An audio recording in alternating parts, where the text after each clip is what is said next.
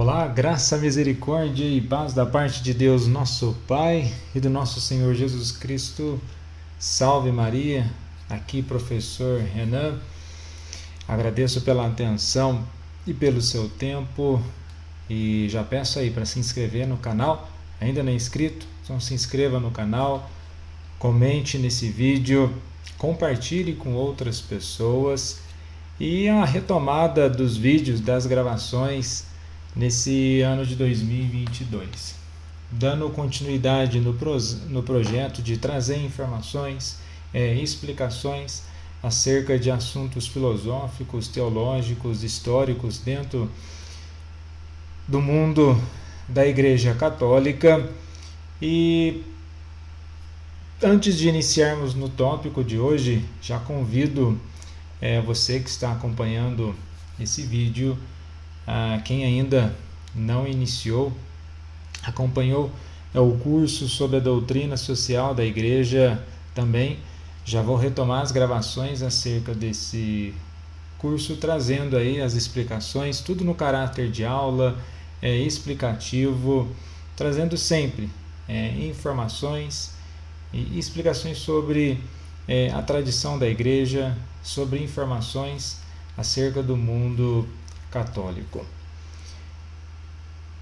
Nesse sentido, comentando sobre a doutrina social da Igreja Católica, iniciamos aí um momento onde muito de nós participamos aí da missa da quarta-feira de cinzas, onde demos ali o início à campanha da fraternidade, e algumas pessoas podem estar fazendo um questionamento acerca da campanha da fraternidade, qual que é a finalidade da temática da campanha da fraternidade desse ano. Como podem ver aí, fraternidade e educação, fala com sabedoria, ensina com amor, e logo no início vocês viram a imagem do Santo Padre comentando acerca da educação. A educação é um sinal de esperança que leva o ser humano à liberdade, que leva o ser humano a uma reflexão da própria vida. E a educação ela vem mediante a fé. Então a proposta ela traz como tema fraternidade e educação, e fala com sabedoria e ensina com amor. Esses dois conceitos, sabedoria e amor, estão inteiramente ligados à questão da educação. Antes de dar início, o que eu vou colocar aqui é um apanhado geral acerca da base, vamos dizer, filosófica, histórica, e até mesmo de alguns conceitos teológicos acerca da campanha da fraternidade. Mas antes de dar início nessa análise, temos essa imagem que ficou muito conhecida na Bíblia, uma passagem dessa imagem fica de fato muito conhecida, é o contato de Jesus com a mulher adúltera, como alguns colocam, mesmo ficando muito conhecida.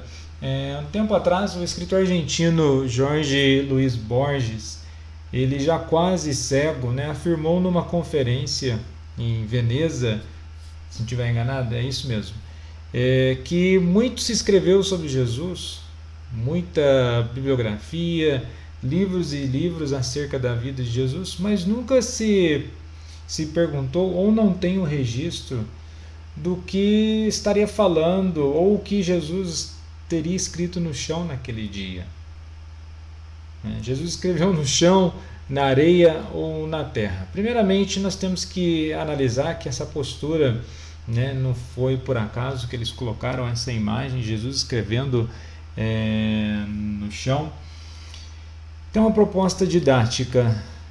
Jesus ele é um rabi, ele é um mestre e não passa pela escola rabínica, ele é de fato o mestre da sabedoria, ele traz a dimensão dos ensinamentos para as pessoas, né, contrapondo até mesmo por esse evento aqui que ocorre, a mulher ela está sendo julgada, ela está sendo, vamos colocar aqui, massacrada pelo elemento de caráter doutrinal desse evento que ocorre na passagem, e Jesus ele traz o ensinamento da vida. Então aqui o primeiro ponto, né, o efeito da educação cristã, ele tem que trazer ao ser humano uma dimensão de libertação, mas essa libertação ela tem que ocorrer em vida. Não adianta trazer conceitos, não adianta trazer palavras, uma proposta que fuja do dia a dia das pessoas. Afinal de contas, se os problemas da existência eles surgem no dia a dia, é mediante o dia a dia que a proposta de resolução ela deve surgir. O que podemos, ainda nessa postura didática de Jesus, sendo que ele é um rabi, e quando ele se contrapõe à proposta didática dos fariseus, exatamente uma outra perspectiva dessa educação, dessa sabedoria e amor, ao ir contra a proposta farisaica, a didática de Jesus de libertação, do amor e da misericórdia, e a proposta farisaica, onde não dava uma dimensão da vida e da misericórdia de Deus, esse é o primeiro choque, né? Ir de encontro com a vida das pessoas. Mas você fala, mas Jesus escreve no chão, por qual razão? Se nós vamos pegar ainda na perspectiva didática, nesse dia não podia trabalhar, segundo o Mishnah, no livro, né, sagrado dos judeus, e você não pode escrever em papel. Na Mishnah, ali capítulo 12, versículo 5, e fala que mas agora nesse capítulo 12 fala que é lícito escrever no chão. Então, se Jesus estivesse escrevendo no papel ou parede, ele estaria quebrando a tradição oral. Porém, a Mishnah autoriza escrever no chão. E aqui quebramos o grande mistério porque Jesus escreveu no chão. Além disso, numa perspectiva, aí as pessoas falam, mas o que ele escreveu no chão? Por que a minha preocupação inicial, né, acerca dessa imagem, né, numa perspectiva teológica? Se pegarmos ali, o que ocorre naquela situação? É uma situação de educação. Já estamos aqui trazendo a dimensão de fraternidade e educação, né? O frater irmão ele se coloca próximo daquela mulher, mas não se coloca próximo de qualquer forma. Ele vem numa preocupação de realmente procurar entender e trazer uma educação para a libertação, mostrando àquelas pessoas o que deveria ser feito mediante tal situação. E nesse sentido, ele escreve no chão, né? Quem quiser pegar lá em Jeremias capítulo 17, versículo 13, se observarmos o texto em Jeremias, está assim: ó Senhor, esperança de Israel, todos aqueles que te deixam serão envergonhados.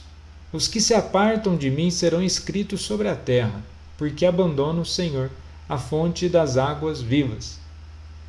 Então, o texto diz que todos que deixarem a Deus, focarem em si mesmos, serão envergonhados, com o nome escrito no chão. Sabemos que os escribas e fariseus eram hipócritas. Aquele contexto, uma educação hipócrita não é uma educação libertadora, diferente da proposta de Jesus.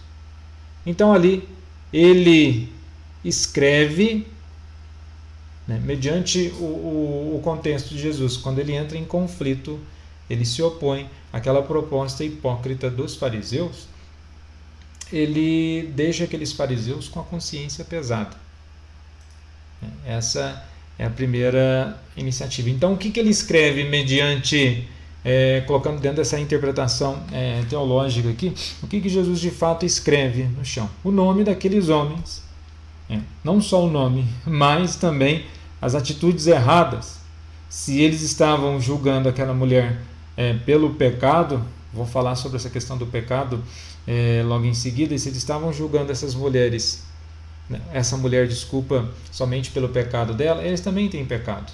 Então, além do seu nome, os seus pecados eles seriam escritos sobre a terra, no chão, para que todos então vissem que aquilo ali não passava de uma situação totalmente hipócrita. Tanto que dentro da perspectiva cristã, e esse é o ensinamento do próprio Cristo, na dimensão da fraternidade, a correção, quando você de fato vai trazer o seu irmão, aquela pessoa que participa da comunidade de você, numa necessidade de correção, em uma situação onde é preciso corrigir de uma forma fraternal aqueles partícipes da comunidade, e depois nas cartas paulinas, traz a dimensão de que isso deve ser feito de uma forma com amor e com sabedoria, não apenas uma exposição farisaica destrutiva do ser humano.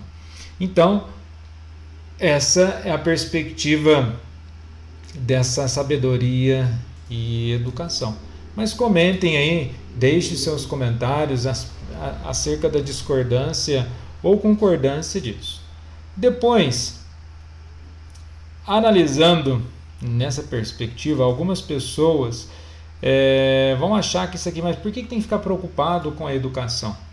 Vejamos bem, se nós fizermos um breve e rápido percurso da educação no Brasil, no nosso país, desde as chegadas dos jesuítas, com aquela preocupação catequética, doutrinal, querendo ou não, por mais que alguns vão trazer algumas críticas, mas a proposta aqui não é ficar acerca da crítica de como que era feita a medida pastoral do que aquilo que era feito, mas simplesmente que naquele momento, quando você traz uma catequese, as pessoas de certo modo elas vão ouvir, elas vão escrever, elas vão ser ensinadas de alguma coisa, por mais que tenha uma perspectiva da questão doutrinal, as pessoas elas são inseridas tecnicamente, elas vão ter a dimensão educacional daquilo que elas estão recebendo. E se nós pegarmos, ampliando, saindo do Brasil, pegando para outros países, a preocupação, embora novamente, os primórdios da educação, da presença da Igreja Católica nas escolas, tendo aquela questão devocional, doutrinal, ela traz uma estrutura da educação, trazendo como centro a preocupação com o ser humano, até mesmo ainda numa dimensão, embora aqui no nosso país, numa questão dos jesuítas, tem um princípio interessante teleológico dentro da percepção tomista. Ou seja, o que seria essa percepção teleológica tomista, que vamos chamar de soteriologia, o estudo da salvação. Tudo aquilo que é desenvolvido dentro das estruturas sociais, tudo aquilo que é desenvolvido dentro do pensamento do ser humano, seja em filosofia, seja na história, na dimensão da vida do ser humano, a inserção desse ser humano mediante a história e a existência, tudo isso deve levar à salvação. E nesse percurso, as doutrinas, as ideias, as ideologias, isso tem uma dimensão de trazer ao ser humano uma harmonia acerca de si mesmo, e trazendo essa harmonia acerca de si mesmo, ele interage com o mundo de uma forma harmônica, por assim dizer. Então,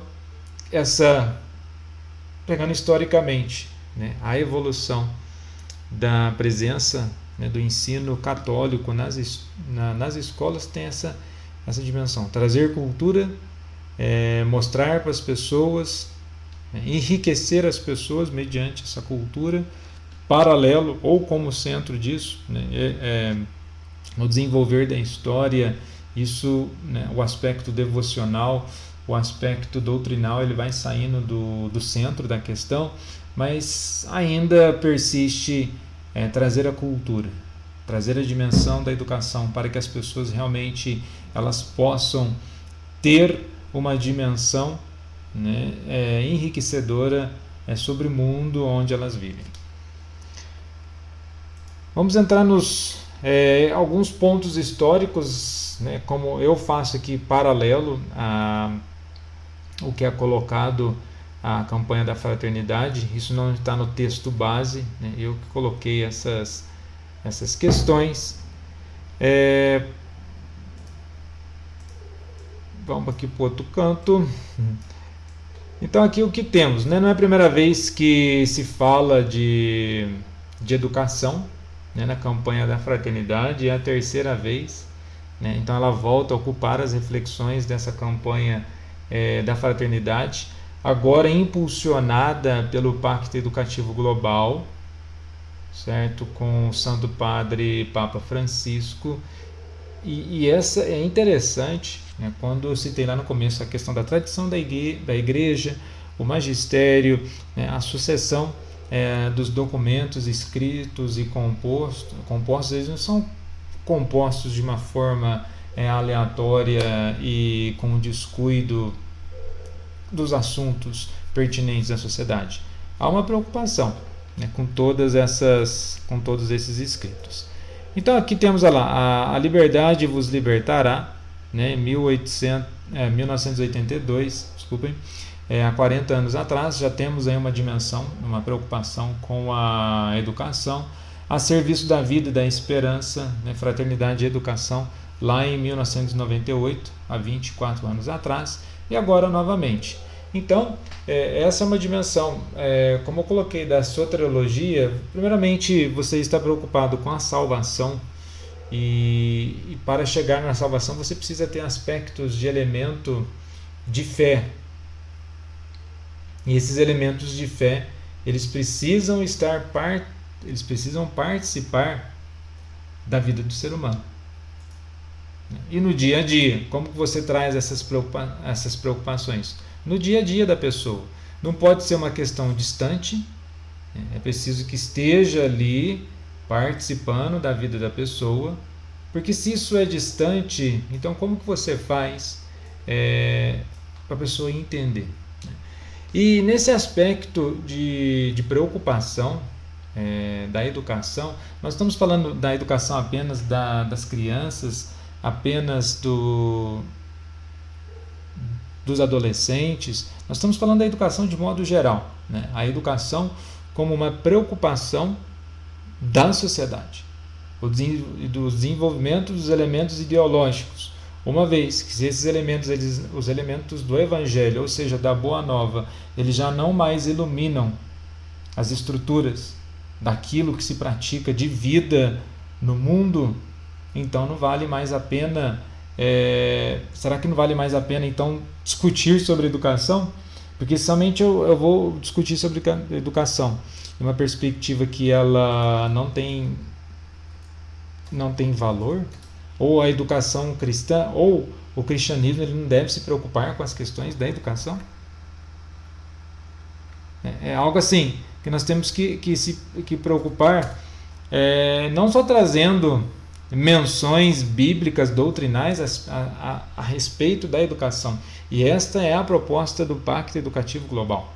Que muitas vezes as pessoas elas vão ficar preocupadas em trazer a doutrina, mas espera lá, a educação ela precisa ser analisada. Juntamente com isso, você tem que trazer conceitos para trabalhar, né? Do que adianta falar tanto, como eu mencionei já a questão da salvação, se há uma dificuldade tremenda de entender o que é ética. E se há uma dificuldade tremenda de entender o que é ética, certamente vai ter uma dificuldade tremenda de entender o que é partilha, comunhão, verdade, justiça, paz. Ou seja, a base de todos os elementos é a ética, e a ética ela deve estar sempre atrelada à questão educacional. Ainda mais no mundo altamente solúvel, é um mundo muito líquido que move muito rápido essas questões. Os princípios de vida, os princípios evangélicos, eles devem estar inseridos na educação para que então enriqueça a mesma, e enriquecendo a mesma, enriquece o indivíduo. Tem um livro que eu gosto muito a respeito disso, esse livro aí que está na tela, chamado Hereges, né, do Chesterton, né, o escritor ali católico, e ele vai dizer sobre essa questão da educação, ou pelo menos a preocupação com os ideais acerca da educação. Ele fala assim, ó, todos os ideais e expressões populares modernos são uma evasão para evitar o problema do que é o bem. Então, muitas vezes, discute-se sobre várias coisas, mas não se discute se aquilo realmente é bom. Né? Então, a proposta de trazer uma reflexão acerca, né, dentro desse pacto educativo global, que vamos ver algumas pinceladas, né, em tópicos desse educativo global, é exatamente isso. Olha lá, gostamos de falar de liberdade, ou seja, temos um pretexto para evitar discutir o que é bom. Gostamos de falar do progresso, ou seja, temos um pretexto para evitar discutir o que é bom. Gostamos de falar de educação, ou seja, temos um pretexto para evitar discutir o que é bom. O homem, a mulher moderna, diz: deixamos de lado todos os padrões arbitrários e abracemos a liberdade. Caso isto seja logicamente compreendido, significa não decidamos o que é bom, mas deixamos que seja considerado bom não decidir. Vejam bem, já não se decide, se torna indiferente e não tem um rumo do que é bom. Não é nem a religião nem na moral, meu amigo, que repousa a esperança da raça, mas na educação. Isso claramente expresso significa: não podemos decidir o que é bom, mas deixemos que seja dado aos nossos filhos. Se de fato vai ser dado aos nossos filhos, a futura geração, e aí eu gosto de comentar que, gosto de dizer que as pessoas colocam a esperança do futuro está nas crianças, né, nos jovens. Mas vamos lá. Se as estruturas sociais, ideológicas, históricas, as dimensões às quais esses jovens eles estão vivendo hoje, elas não forem devidamente o centro da preocupação acerca de uma construção de um mundo justo, ético, de misericórdia, verdadeiro, então qual o futuro que nós estamos falando? A construção do futuro, como já sabemos, ocorre agora.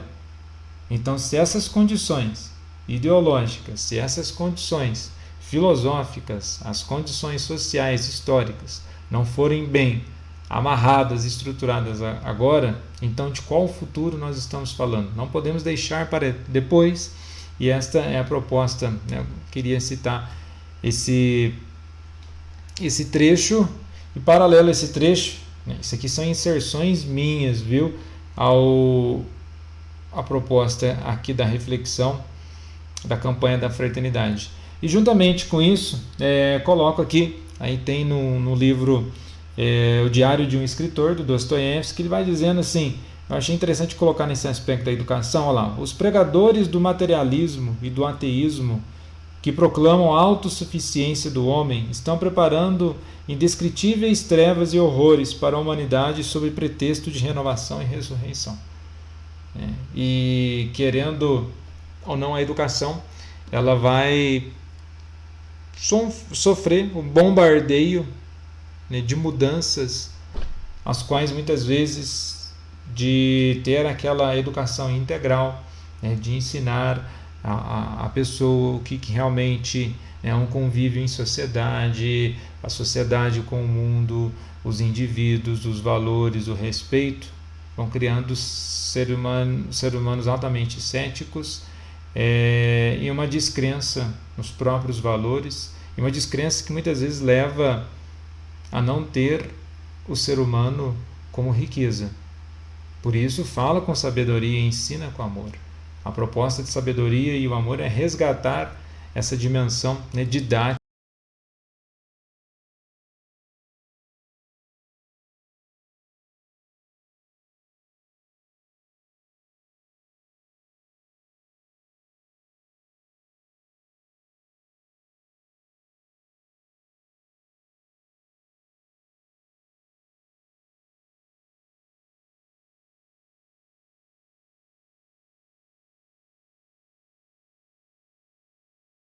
temos lá nessa primeira, vamos aqui pela segunda imagem, né?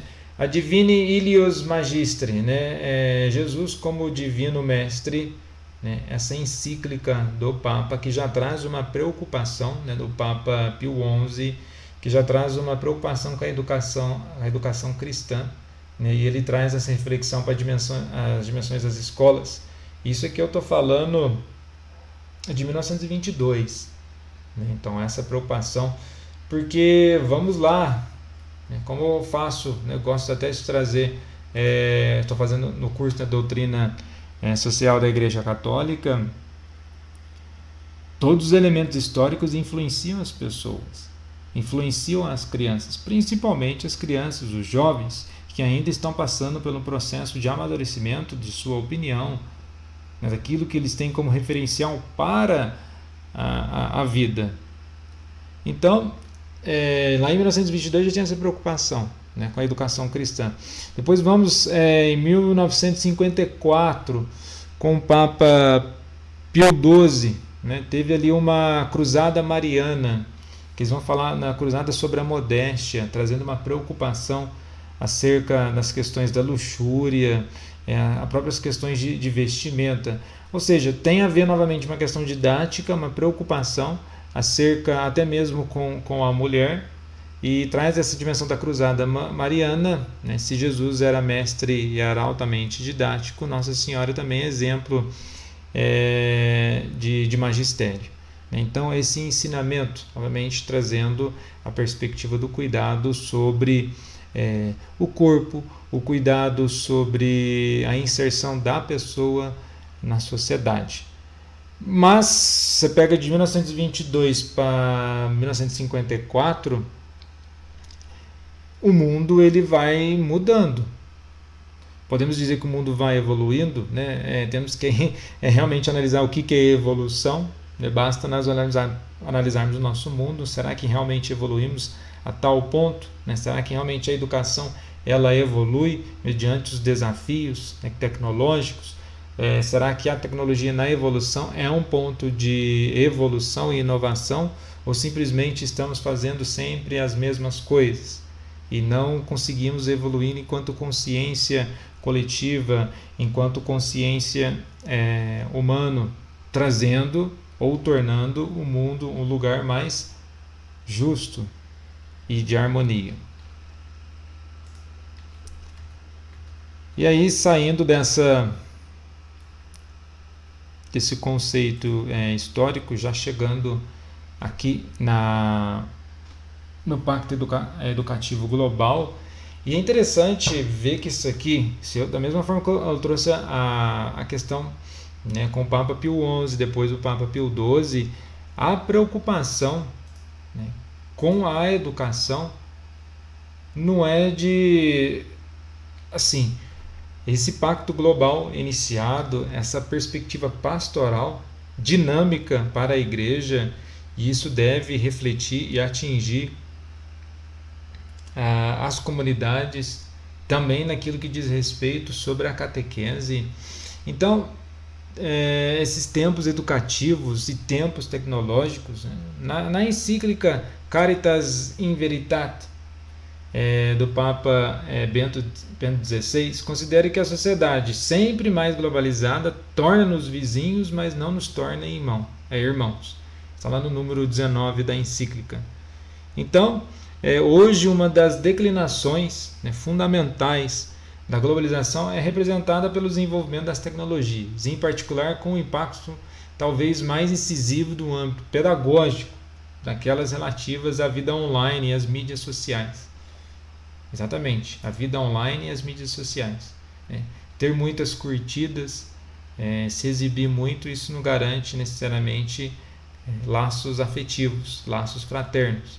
Tem o sociólogo polonês Bauman, ele escreve um texto sobre, depois procurem aí, o texto 500 amigos. As pessoas têm muitos amigos na internet, de certo modo é o status social, ter bastante amigos, seguidores, influencers, ter toda essa dimensão, mas há verdadeiro vínculo ou apenas uma preocupação narcisista egoísta e egocêntrica acerca daquilo. E dentro, né, ainda da dimensão da preocupação, né, de Bento XVI, ele quer trazer, né, ele trouxe uma proposta em 2008. Ele já escreve uma carta para os bispos, né, ali de Roma, nessa preocupação, que é preciso uma proposta inovadora, participativa da vida das pessoas. Esse caminho educativo, de uma constituição de uma vila da educação, que gere relações humanas e abertas. Não somente uma mensagem pela mensagem, mas realmente uma proposta de vida. Essa é a preocupação agora já com o Papa Francisco, quando ele fala da educação que será ineficaz e seus esforços estéreis se não se preocupar também por definir um modelo relativo ao ser humano, à vida, à sociedade e à relação com a natureza. Ao Laudato Si, né, a encíclica do Papa Francisco, com as questões da dimensão sim da ecologia, da natureza, mas trazendo como centro a relação e a educação do ser humano com o mundo ao qual ele está envolvido. E é uma educação integral, né, inclusiva, capaz de uma mudança de rumo, de uma escuta paciente, de um diálogo construtivo. Vejamos bem, uma escuta paciente, de um diálogo inclusivo. Isso é altamente importante.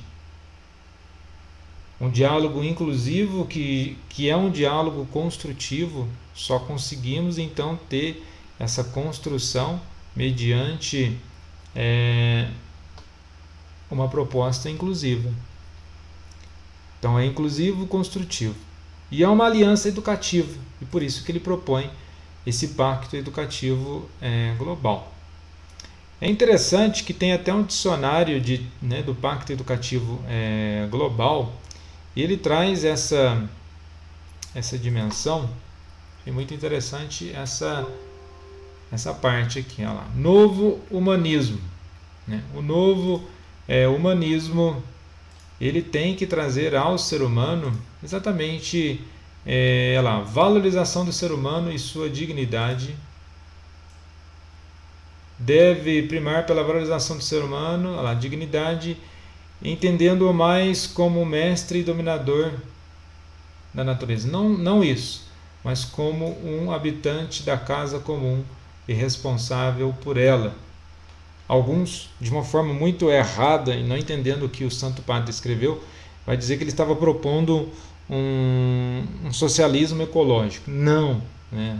As instituições educativas, religiosas e civis precisam não apenas discutir ideias e concepções sobre a humanidade, mas, sobretudo, promover o ideal de uma cidadania ecológica, conforme a proposta da ecologia integral, ambiental, econômica, social, cultural do cotidiano. Jesus é o exemplo do novo humano. Esse Jesus que nós estamos vendo aí nessa imagem. Aquele que ensina com sabedoria. Aquele que traz a dimensão de uma proposta diferente de vida. Esse é o Jesus. O novo Adão, que propõe exatamente uma vida renovada. E essa vida renovada, ela tem que estar integrada. Né? Vida renovada sem integração não gera proposta de vida. Vamos sair aqui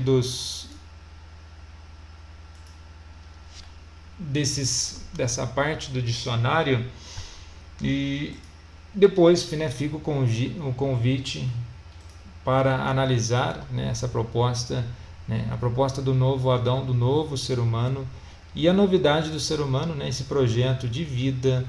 Então, é toda essa dimensão para que então ocorra uma possibilidade de transformação da sociedade. Uma frase que ficou muito marcada, né, nesse Pacto Educativo Global, quando o Papa Francisco ele fala que é preciso uma aldeia inteira para educar uma criança. O que ele está falando com isso? Né? As estruturas sociais, né? A relação família integrada com escola, escola com outros setores da sociedade. Então tudo isso integrado tem a diferença de integração. E é isso que é a proposta. Fraternidade e educação. A igreja integrada com outros setores e somente integrada com outros setores que teremos uma dimensão de diálogo. Sem isso, não tem como ter diálogo. Então, objetivo geral, promover diálogos a partir da realidade educativa do Brasil, à luz da fé cristã, propondo caminhos em favor do humanismo integral e solidário, solidariedade. Os objetivos específicos, vamos de cá, esses objetivos específicos, analisar o contexto da educação na cultura atual, devemos ter essa preocupação, verificar o impacto das políticas públicas na educação, ou seja, a preocupação do cristão sim com as mudanças nas escolas, claro, com cada um nas suas respectivas áreas. Eu, como professor, tenho que me preocupar com a mudança do ensino médio, eu tenho que me preocupar com o BNCC, a Base Nacional de Currículo Comum, eu tenho que me preocupar com isso. Eu preciso entender o que está acontecendo, entender quais os valores a serem inseridos, como aplicar isso, não somente na vida de sala de aula, mas trazer uma mensagem de impacto para a vida daqueles ouvintes, dos participantes, né? Pensar o papel da família, da comunidade de fé e da sociedade no processo educativo. Isso é dimensão evangélica, isso é dimensão do reino de Deus, porque se a palavra ela simplesmente ficar escondida, não tem a passagem, que exatamente se aquela palavra ela foi feita para ser revelada, para iluminar. Agora, se eu escondo, não faz sentido. Olha lá, promover uma educação comprometida com novas formas de economia, de política e de progresso verdadeiramente a serviço da vida humana, em especial dos mais pobres. E isso aqui é uma proposta de engajamento social, né? De forma errada, né? Algumas pessoas vão colocar, isso é uma dimensão social. Quando se pensa em social, vão pensar em comunismo, vão pensar nessas coisas. Não tem nada a ver. Simplesmente eles estão trazendo que é preciso uma participação efetiva das pessoas no núcleo da sociedade. No espaço, esse núcleo da sociedade seria o espaço público. Não somos simplesmente pessoas que estamos aí no mundo. Nós somos embaixadores. Nós somos representantes da Boa Nova, né, conforme a proposta de São Paulo na Carta aos Coríntios. Nós somos embaixadores.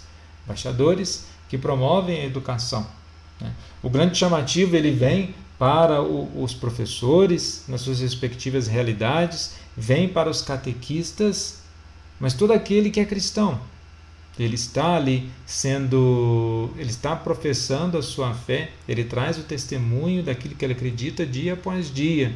Então a proposta é para que todos falem com sabedoria e tenham ensinamentos de amor. Então nos convoca a refletir sobre os fundamentos do ato de educar, desde de concepções mais simples até concepções mais complexas. Então, recorda que educar não é um ato isolado, como eu já mencionei, é ligado a vários setores, é preciso estar integrado. E é um encontro no qual todos são educadores e educandos, a tarefa da própria pessoa, da família, da escola, da igreja e de toda a sociedade. Afinal, como nos ensina o conhecido provérbio de origem africana, é preciso uma aldeia para se educar uma criança. É como o Papa Francisco ele lembra nessa proposta inicial. Então é preciso, de fato, ter essa dimensão, né, daquilo que é a vida em movimento, a vida em educação.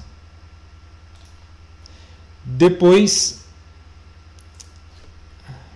temos, olha lá, a realidade da educação nos interpela e exige profunda conversão de todos, verdadeira mudança de mentalidade, reorientada da vida, revisão das atitudes e busca de um caminho que promova o desenvolvimento pessoal e integral, a formação para a vida fraterna e para a cidadania. Vejam bem, fraternidade e cidadania. Somos convidados a ver a realidade da educação em diversos âmbitos, iluminá-la com a palavra de Deus, como eu já mencionei, encontrando e redescobrindo meios eficazes que favoreçam processos mais adequados e criativos a fim de que ninguém seja excluído de um caminho educativo integral que humanize. Essa é a proposta de trazer uma educação integral, que ela humanize as pessoas.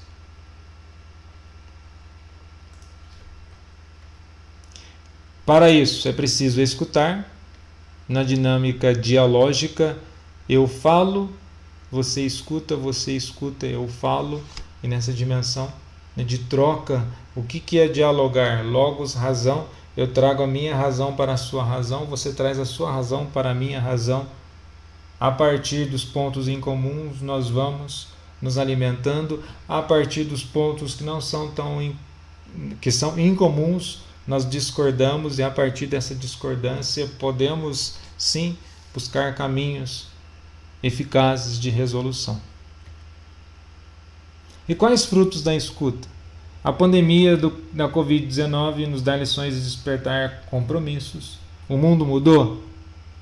Refletir sobre o projeto de vida e projeto de sociedade, casa comum, economia de Francisco, isso é uma das propostas do Papa Francisco. Construir o novo, cultura do encontro, formação humana. Nós clamamos tanto que no ano de 2020 e 2021 sofremos tanto com isolamento social, e o que isso provocou na nossa mudança?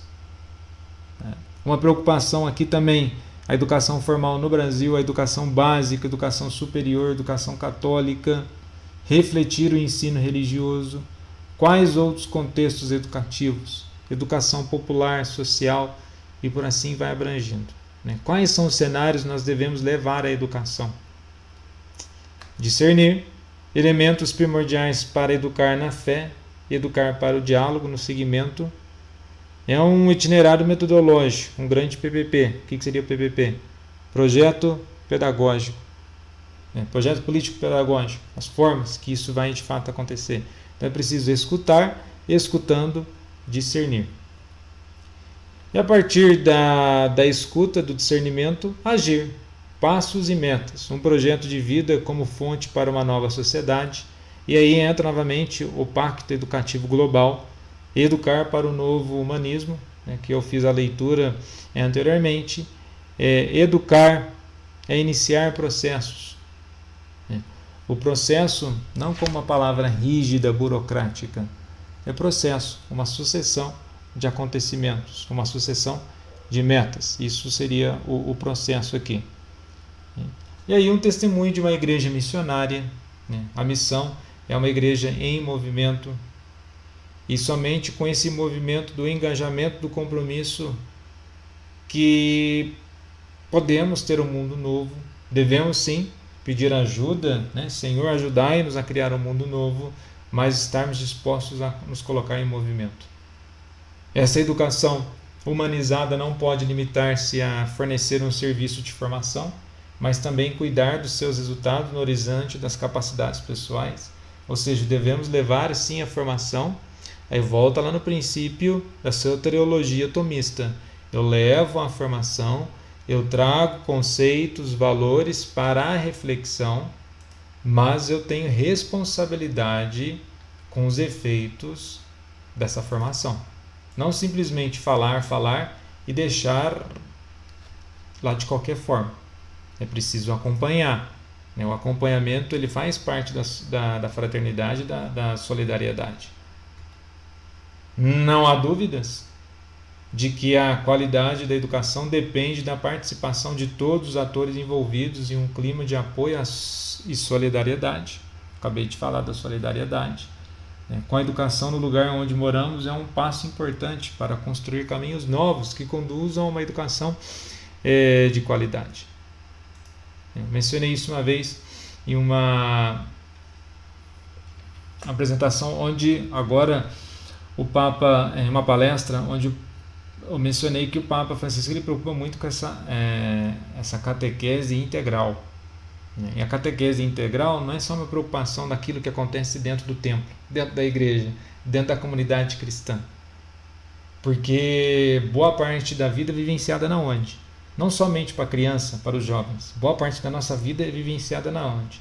Fora do seio comunitário, né, daquela comunidade. É fora, né, embora vamos passar muito tempo dentro de uma paróquia, dentro da dimensão da igreja, mas a vida ela acontece fora desses muros. Então é preciso